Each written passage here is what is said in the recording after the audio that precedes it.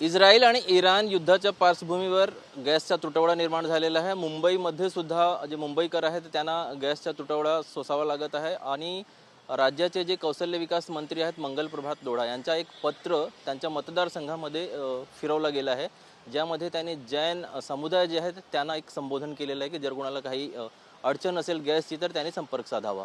आम्ही गिरगावकर या संस्थेचे अध्यक्ष वैभव सासवेकर जी आमच्यासोबत आहेत, त्यांच्याशी बोलूया। सर, हे जे मंगल प्रभात लोढाचं एक पत्र फिरलं आहे त्यानंतर तुम्ही एक कार्टून तयार केलेलं आहे, त्यामध्ये एक प्रतीक तुम्ही दर्शवलं, काय आहे नेमकं त्याबाबत?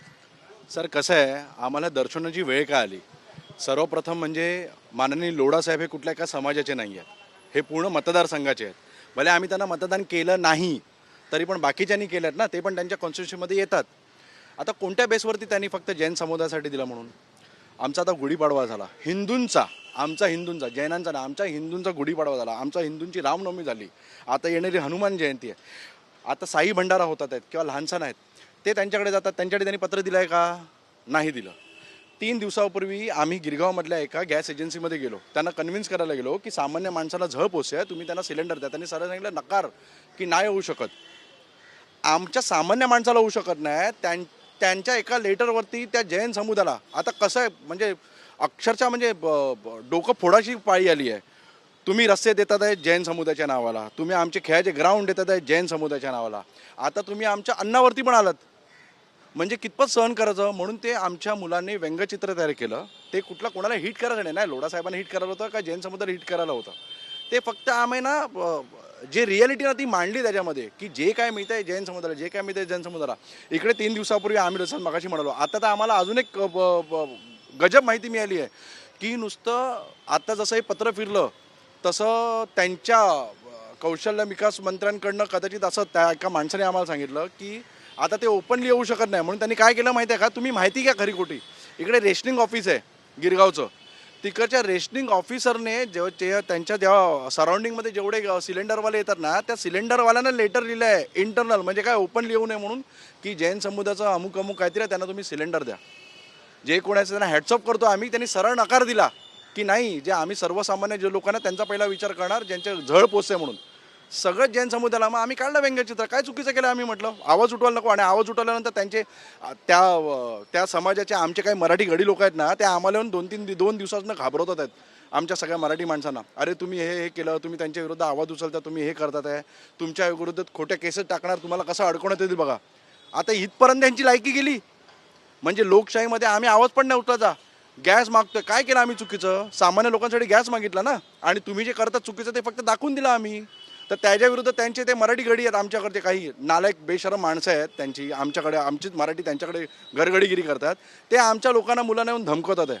तुमच्या माध्यमांनी तेवढं सांगतोय, मंत्री असतील, हे असतील, मान सन्मान सगळं ठीक आहे, आमच्या मराठी लोकांवरती सर्वसामान्यांवरती आला ना, बिलकुल सोडणार नाही, काही झालं तरी काही करा तुम्ही। पुढची रणनीती काय असेल? कारण हा जो मुद्दा आहे कुठेतरी आता वाढणार आहे। पुढची रणनीती एक थोडी मार्मिक असणार आहे, ते तुम्हाला उद्यापर्यंत आम्ही होतो। काय माहिती आहे का, आता त्यांचा कुठला तरी सण आला आहे म्हणून त्यांनी मागितलं आहे ना, बरोबर? आता काहीतरी निमित्त पाहिजे। आम्ही आहे ना आता एक मोठी आहे ना स्पर्धा भरतो ह्याच्याच माध्यमातून, काहीतरी निमित्त पाहिजे ना। ते म्हणतात काहीतरी निमित्त आहे म्हणून मी दिलं, तर एक निमित्त फार मोठं येणार आहे उद्याच्या रात्रीपर्यंतची फक्त वाट बघा, की आम्ही गिरगावकर टीम इकडे मोठ्या स्पर्धेच्या माध्यमातून सिलेंडर कसे पोचतील ना, हे मार्मिकच्या दृष्टिकोनाने आणि व्यंगचित्राच्या दृष्टिकोनाने आम्ही दाखवून देऊ। आम्ही आता नेमकं काय असेल बघा, उद्या रात्री फक्त तुम्ही क्युरिसिटी डेव्हलप करा, तुमच्या सगळ्या मीडियावाल्यांना क्युरिसिटी डेव्हलप। उद्या आम्ही एवढं चांगलं कार्य करायला जातोय ना, की तुम्ही बिलीव्ह पण नाही करणार की त्यांना झळ पण पोहोचेल आणि कसं पोहोचेल। तुम्ही उद्या रात्रीची फक्त वाट बघा, आणि हे तुम्हाला जे व्यंगचित्र प्रत्येक मराठी माणसाला पोचवा महाराष्ट्रातल्या, आणि सोसू नका, म्हणजे सहन करू नका। सहनशक्तीच्या पलीकडे झालं आहे, जसं मगाशी सांगितलं, तुम्ही आमच्या बिल्डिंगमध्ये आला, तुम्ही आमच्या चाळीमध्ये घुसलात, तुम्ही आमच्या खेळांच्या ग्राउंडमध्ये घुसलात, तुम्ही आता आमच्या किचनमध्ये घुसतात आहेत। तुमच्या माध्यमातून प्रत्येक मराठी माणसाला आम्हाला एवढं सांग, म्हणजे सेना, मनसे, राष्ट्रवादी काँग्रेस, आम्ही आज रात्री किंवा उद्या सकाळपर्यंत दक्षिण मुंबईतले जेवढे पक्ष आहेत, सेना, मनसे, खरी सेना, मनसे किंवा शिंदेंची असो, आणि खरी सेना जी उद्धव साहेबांची असो, का राजसाहेबांची असो, का अजितदादांचा, सुनीतादादांचा पक्ष असो, शरद पवार साहेबांचा पक्ष असो, त्या सगळ्यांना आम्ही विनंती करणार, आता एक व्हा, एक मिटिंग बसवा, आता ह्याला अपोज करायला लागणार आणि जंके की चोट पे करायला लागणार सगळ्यांना मिळून। राज्याचे मुख्यमंत्री हे सुद्धा मराठीच आहेत, त्यांना काही तुम्ही त्यांना काही विचारणार आहात का? त्यांना काय विचारायचं म्हणजे त्यांना कळलं पाहिजे. साहेब डोळे उघडा. आमच्या आता घरापर्यंत मराठी माणसाच्या किचनपर्यंत ही लोक घुसलेले आहेत. हे रस्त्यापर्यंत स्वामी स्वरूपानंद काय काय कुठली मुनी लोकांची नावं दिली ते ठीक आहे. मराठी लोकांना तुम्ही घर नाकारले तिथपर्यंत आलात. आता किचनपर्यंत ही लोक आपल्या किचनपर्यंत घुसली आहेत. आपण राज्याचे मुख्यमंत्री आहात, मराठी आहात. ते सर्व धर्म समभाव आणि काय ते आपला डायलॉग आहे ना, हे त्यांच्यापर्यंत राहून दे. आता ही लोक आमच्या किचनपर्यंत घुसल्यानंतर कुठे आम्ही अरेला कारे हा जोरदार प्रमाणात करणार आहोत आणि सगळे मिळून करणार आहोत. पण तुम्ही हे कुठेतरी थांबवा. हे तुमच्या हातात आहे, तुम्ही थांबवा. हे दादा तुम्ही काय, तुमचं नाव? माझं नाव विघ्नेश सुंदर. काय म्हणाल तुम्ही? आम्ही ना ॲक्च्युली ह्याच्याबद्दल आहे ना, आम्ही आमच्या आमदाराबद्दल आधीपासून सांगत आलो की हे मलबार हिलचे आमदार नाही आहे, हे जैनांचे आमदार आहे.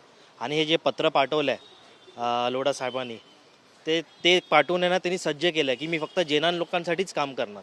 ठीक आहे. जेव्हा इमारतीत मराठी लोकांना फ्लॅट दिला जात नाही तेव्हा ते गप्प बसतात. ग्राउंड गिळल्या जातात तेव्हा ते गप्प बसतात. ग्राउंड तर मिळून दिलं त्यांनी त्यांच्या समाजाच्या माणसांना. ठीक आहे. पण जेव्हा एखादचे सर्व धर्माचे जे मुलांना जेव्हा खेळायचं असतं त्याची मागणी होती तेव्हा त्यावर ते गप्प. आणि आता तर अक्षरशः सिलेंडर पण उचलून द्यायला लागलेत. हां, एखादी समजू शकलो असतो की त्या जैन समुदायांनी समोरून ह्यांना पत्र दिलं आहे की आम्हाला मागणी पाहिजे. ठीक आहे, आम्ही समजू शकलो होतो त्यांची माग आहे म्हणून ते मागतात आहे. पण इकडे काय झालं आहे, प्रोॲक्टिव्हली आमदारांनी त्यांना पत्र लिहिलं आहे, तुम्हाला पाहिजे असं आम्हाला सांगा, आम्ही तुम्हाला मदत करतो. जसं सागवेकर साहेब म्हणाले की हिंदू सण येऊन गेले, ईद येऊन गेला, नवरात्री चैत्र नवरात्री येऊन गेलं, रामनवमी, आता हनुमान जयंती आहे. मग तुम्हाला ह्यांना पण पत्र, ह्या सर्व मंडळांना पत्र पाठवा, जे जे उत्सव साजरा करतात त्यांना पण पत्र पाठवा ना तुम्ही की आम्ही तुम्हाला मदत करतो म्हणून. भंडाऱ्यासाठी साई पालखी गेली आहे शिर्डीला, मुंबईतनं किती मोठमोठे पालख्यात निघालेत, त्यांना पण पत्र द्या.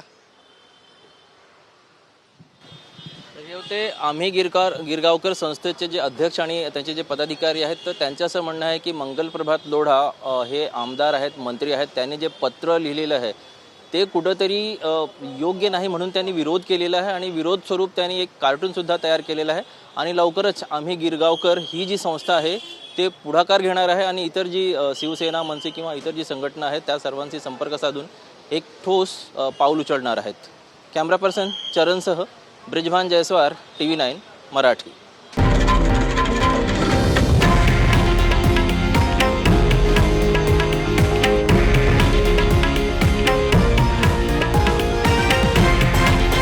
हे आहे देशातील नंबर 1 न्यूज नेटवर्क आणि आपण पाहत आहात TV9 मराठी, एकमेव.